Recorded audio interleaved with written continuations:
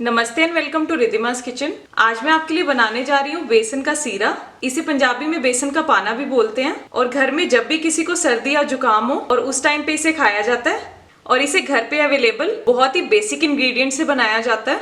इसे खाने से सर्दी जुकाम में बहुत ही रिलीफ मिलता है और बनाने में सिर्फ 5 मिनट ही लगते हैं। तो चलिए इसे बनाना शुरू करते हैं।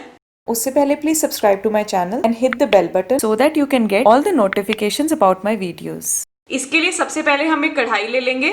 कोशिश करें कि आप इसे स्टील के बर्तन में ही बनाएं। आप इसके लिए कोई पैन भी ले सकते हैं।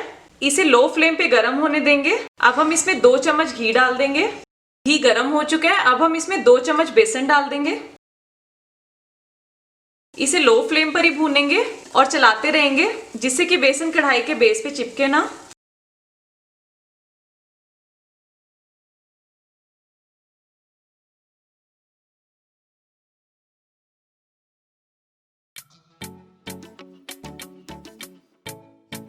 इसे हमें तब तक भूनना है जब तक ये हल्का पिंक कलर का हो जाएगा और इसमें से बहुत ही अच्छी खुशबू भी आने लगेगी।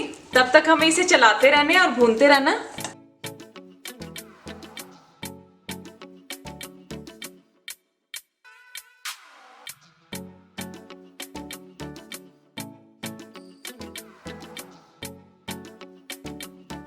बेसन भून चुका है। अब हम इसमें 1.5 ग्लास दूध डाल देंगे।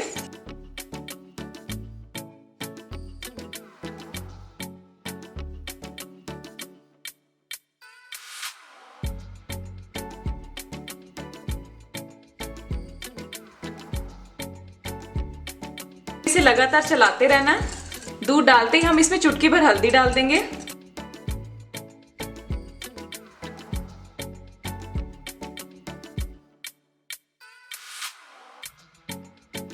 अगर आप हल्दी को थोड़ा भूनना चाहते हैं तो आप चुटकी भर हल्दी बेसन को भूनते टाइम भी डाल सकते हैं। हमें दूध को बॉयल ही करना है इसलिए मैंने हल्दी बाद में डाली है। अब हम इसे 1-2 बॉयल आने तक लगातार चलाते रहेंगे। इस टाइम पे आप फ्लेम हाई भी कर सकते हैं। अगर आपके पास कच्ची हल्दी है तो आप इसमें वो भी ग्रेट करके डाल सकते हैं।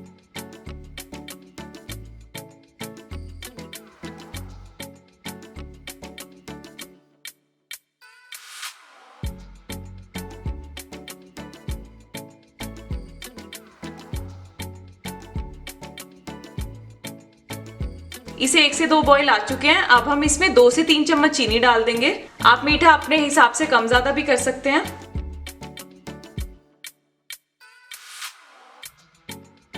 और साथ ही 1 चम्मच रेजिन्स डाल देंगे।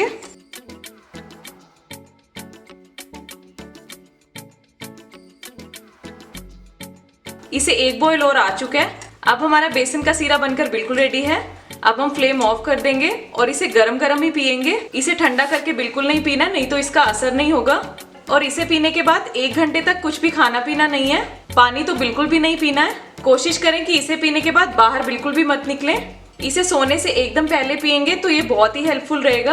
अब हम इसे सर्व कर लेंगे। ऊपर से थोड़े से बादाम और पिस्ता भी डाल देंगे। ये बिल्कुल ऑप्शनल है। अब ये सर्व करने के लिए बिल्कुल रेडी है। तो आप भी इसे बनाइए और मुझे कमेंट सेक्शन में ज़रूर बताइए कि आपको ये रेसिपी कैसी लगी।